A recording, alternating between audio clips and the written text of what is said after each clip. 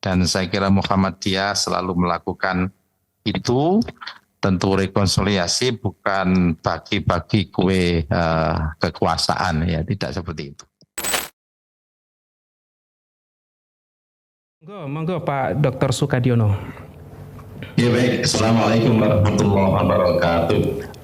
Waalaikumsalam warahmatullahi wabarakatuh. Ya alhamdulillah wa syukurillah la haula wala quwata illa billah. Yang saya hormati Ketua Pimpinan Pusat Muhammadiyah Prof. Syafiq Al-Mughni, sebenarnya dekat ini dengan kami yang di BWM ini, Prof. Syafiq Sidoarjo kan ya.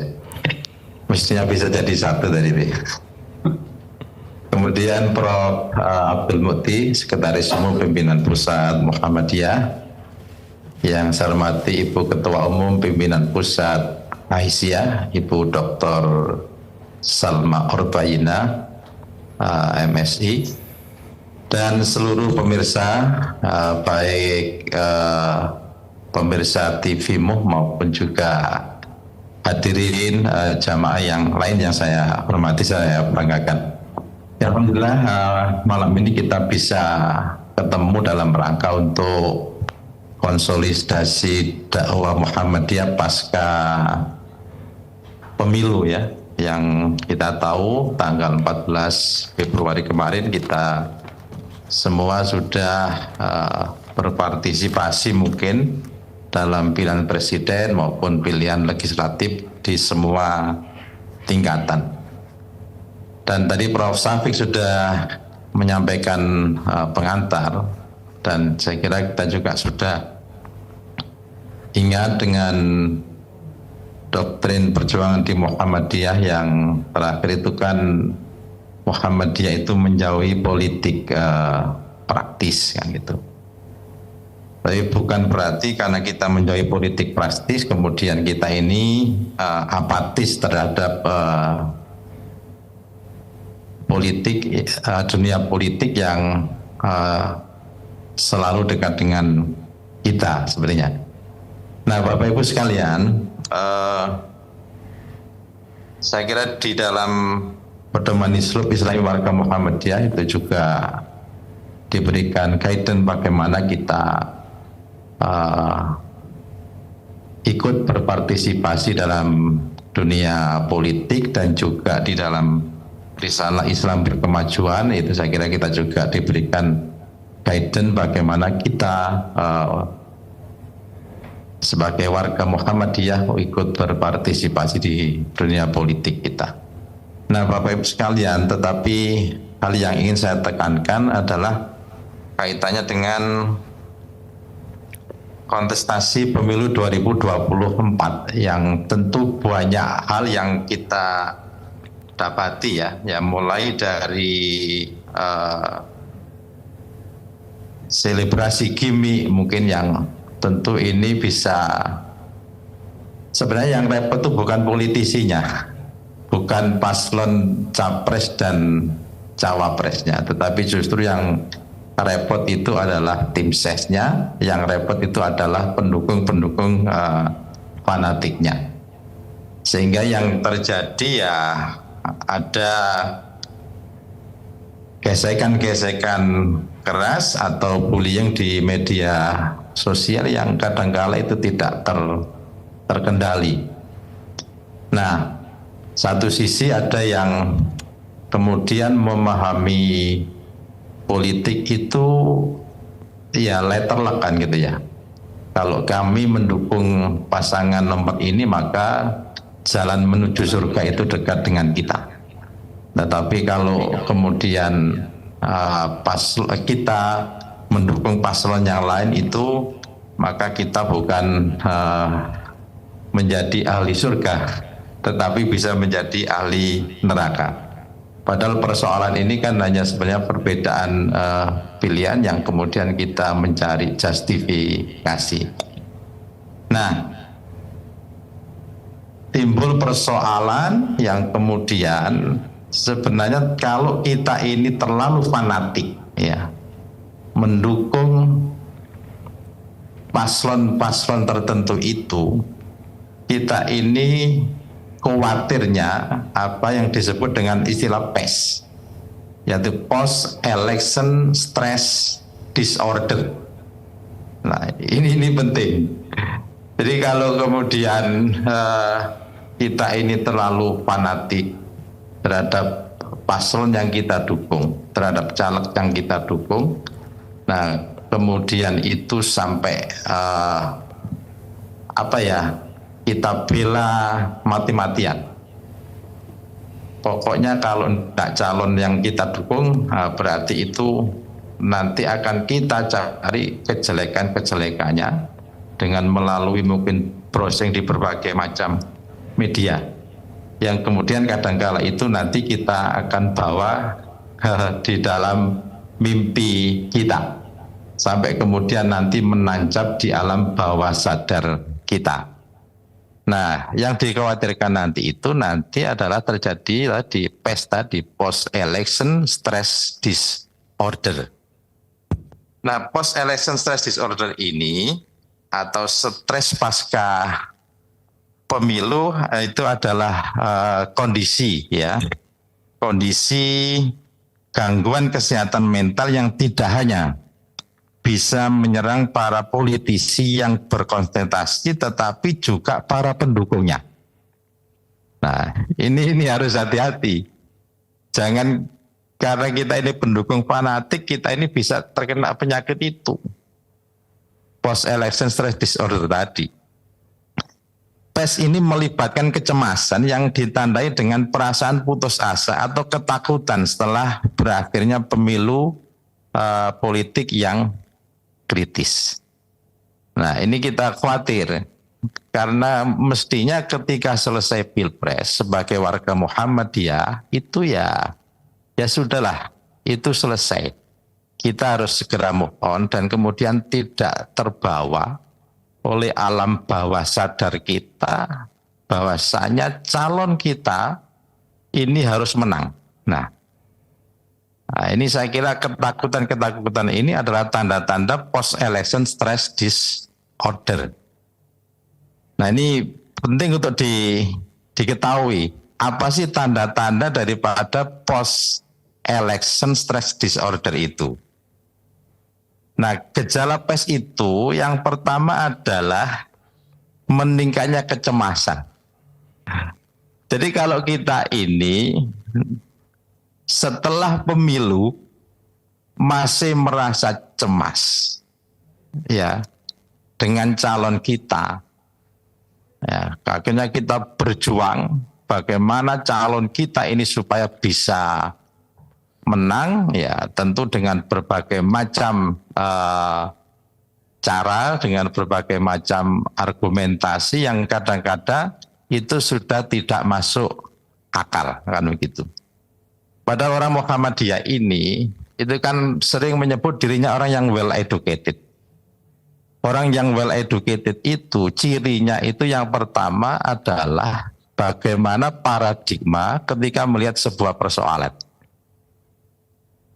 Ketika ada persoalan, apakah dia segera mencari solusi atau justru membuat masalah yang baru ketika menghadapi sebuah persoalan.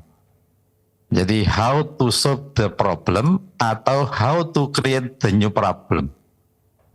Nah, kalau orang Muhammadiyah itu orang well educated, mestinya how to solve the problem, bagaimana mencari solusi dari sebuah permasalahan.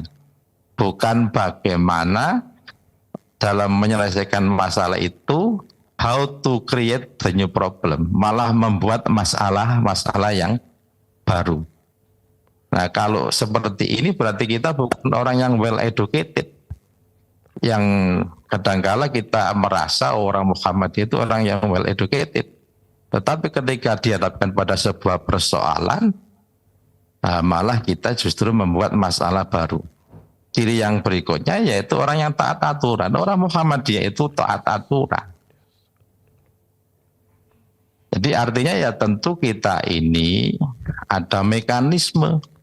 Kalau memang misalnya jago kita ini kurang beruntung dan kita mencurigai misalnya ada hal-hal yang itu melanggar aturan atau konstitusi, ya tentu ada lembaga yang berwenang. Nah, tetapi saya kira yang lebih baik adalah fa'idza azamta fatawakal 'ala Allah. Kita sudah berikhtiar mendukung paslon kita untuk menggapai kemenangan, tetapi kalau kemudian calon yang kita dukung kurang beruntung, ya semuanya kita tawakal kepada Allah. Jangan sampai nanti timbul kecemasan yang berlebihan. Nah, kemudian juga tanda berikutnya pada post election stress disorder itu adalah serangan panik, ya. Ini penting, serangan panik. Jadi panic disorder itu juga salah satu tanda kalau kita ini mengalami PES itu.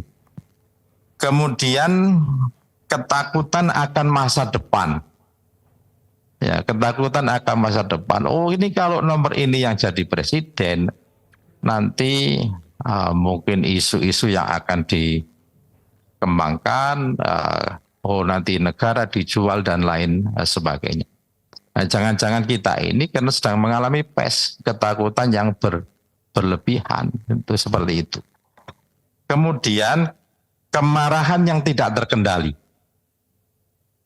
Jadi kalau kemudian pasca pemilu jago kita kurang beruntung, kemudian kita marah yang tidak terkendali, ya jangan-jangan itu kita mengalami post election stress disorder itu. Nah, kemudian pikiran negatif yang terus berputar tanpa henti. Itulah paranoid itu ya, yang kemudian selalu curiga terus terhadap mungkin paslon yang memang sedang diberikan keberuntungan oleh Allah Subhanahu wa taala. Nah, kemudian juga mengalami kabut otak, jadi sulit berkonsentrasi. Akhirnya kita menjadi tidak rasional. Nah, ini seperti itu. Jadi kalau kita terlalu fanatik mendukung seseorang, kemudian kurang beruntung, maka otak kita ini berkabut, kita sulit berkonsentrasi. Sehingga kembali lagi kita menjadi tidak rasional.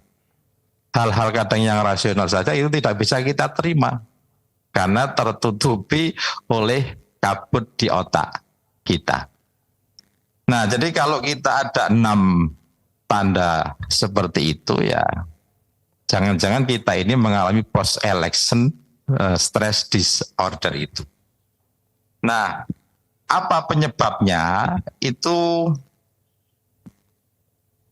bisa karena paparan informasi politik yang berlebihan. Adanya media sosial itu kita jadikan rujukan untuk mendapatkan informasi itu. Ya, akhirnya dengan paparan itu yang kemudian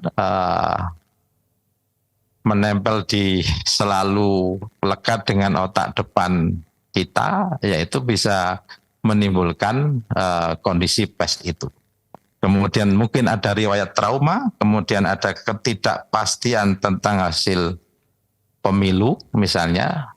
Nah, sebenarnya kalau kita ya yakin aja, kita tunggu aja nanti real count yang akan diumumkan KPU tanpa kita mungkin terlalu curiga, terlalu paranoid ya dengan lembaga yang berwenang.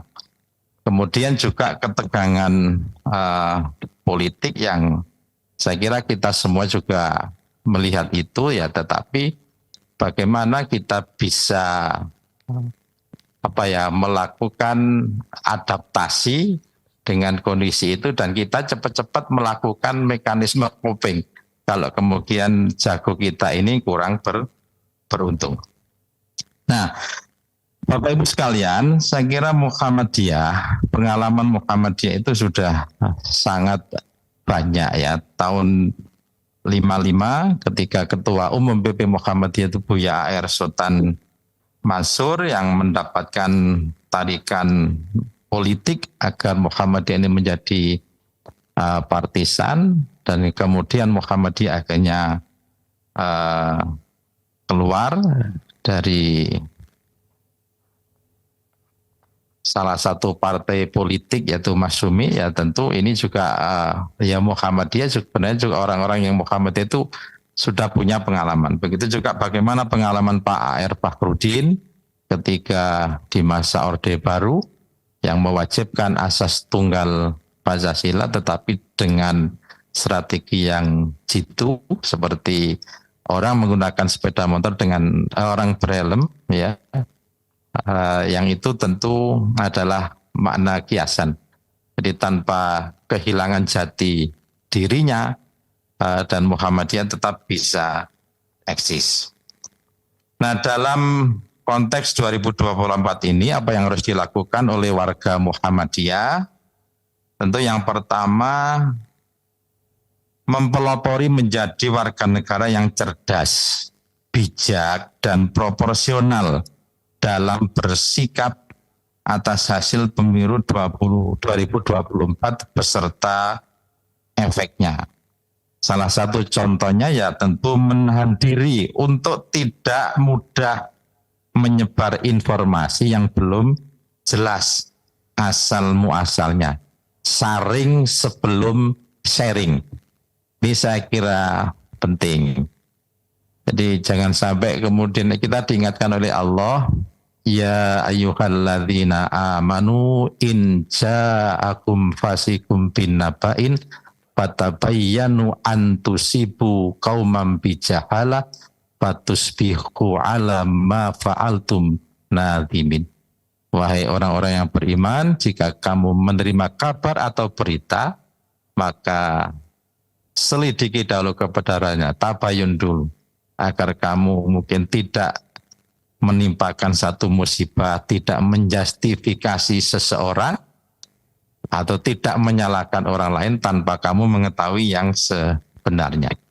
Maka medsos itu bagus, tetapi manakala kita tidak bisa saring sebelum sharing, maka ini bisa menjadi bumerang bagi diri kita. Nah, kemudian mendorong semua lapisan untuk melakukan rekonsiliasi, terutama para elit bangsa. Dan saya kira Muhammadiyah selalu melakukan itu. Tentu rekonsiliasi bukan bagi-bagi kue kekuasaan, ya, tidak seperti itu. Nah, kemudian yang berikutnya adalah mempelopori sebagai agen rekonsiliasi karena sebagai langkah awal untuk menyatukan elit dan juga mengharmoniskan masyarakat, sekaligus menjadi titik awal yang baik untuk membangun pemerintahan yang kuat, termasuk supaya perekonomian kembali tumbuh positif. Nah, untuk mewujudkan kondisi di atas, semua pihak harus segera beranjak dari kondisi keterbelahan atau move on. Jadi orang Muhammadiyah harus segera move on, yang di persyarikatan ya kembali kita fokus ngurusi persyarikatan, yang pengelola amal usaha ya kembali kita ngurusi amal usaha kita secara serius, dan yang mungkin di organisasi otonom juga kembali ngurusi organisasi otonom. Kami di BWM Jawa Timur tentu juga mengalami hal yang sama, tapi kami sudah mengimbau dan alhamdulillah dalam 1 minggu ini BWM Jawa Timur yang tentu dengan mengembangkan amal usahanya, hari Selasa kemarin Pak Ketum meresmikan Masjid Ibnu Sina di Rumah Sakit Muhammadiyah Ponorogo. Hari Rabunya kemarin disusul dengan peresmian Pondok Pesantren Internasional Abdul Malik Fajar. Nah, ini adalah bagian dari move on ya BWM Jawa Timur supaya tidak terkena penyakit post election stress disorder tadi. Dan insya Allah nanti Pak Ketum akan meresmikan gedung At-Ta'awun Tower 23 lantai ya, itu gedungnya Universitas Muhammadiyah Surabaya. Yang ya semuanya ini kita kalau fokus mengembangkan amal usaha kita ya kita tentu tidak akan kemudian terkooptasi dengan dunia politik. Orang Muhammadiyah itu mandiri, jadi tidak usah khawatir kan begitu. Nah, Terakhir, menjadi agen kontrol pemerintah dalam mengawal janji-janji politik dan program-program yang berorientasi untuk kesejahteraan rakyat. Sebagai penutup, Bapak Ibu sekalian, saya sering sampaikan quote yang tidak tahu ini teori saya atau teori yang lain. Jadi inti organisasi itu adalah manajemen. Inti dari manajemen itu adalah kepemimpinan, leadership. Dan inti kepemimpinan itu adalah komunikasi. Nah, komunikasi tentu ada konsolidasi, ada koordinasi. Nah, komunikasi ini akan bisa berjalan maka kalau kita ini berlapang hati. Kalau hati kita lapang, hati kita ini ikhlas, insya Allah komunikasi, konsolidasi, koordinasi itu akan bisa berjalan dengan baik. Kalau komunikasi bisa berjalan dengan baik, maka kepemimpinan juga berjalan baik. Kalau kepemimpinan berjalan baik, manajemen juga berjalan baik. Kalau manajemen baik, berarti organisasinya juga akan baik. Maka inti organisasi bagi saya itu kelapangan hati. Ya, apapun hasilnya, kalau misalnya belum sesuai dengan apa yang kita inginkan, ya tentu kita harus berlapang dada. Insya Allah kalau hati kita lapang akan dihindarkan dari penyakit post-election stress disorder. Saya kira ini Mas Heri yang bisa saya sampaikan sebagai pengantar. Kurang lebihnya mohon maaf. Nasrul minallah wa fathun qarib wa basyiril mu'minin. Wassalamualaikum warahmatullahi wabarakatuh.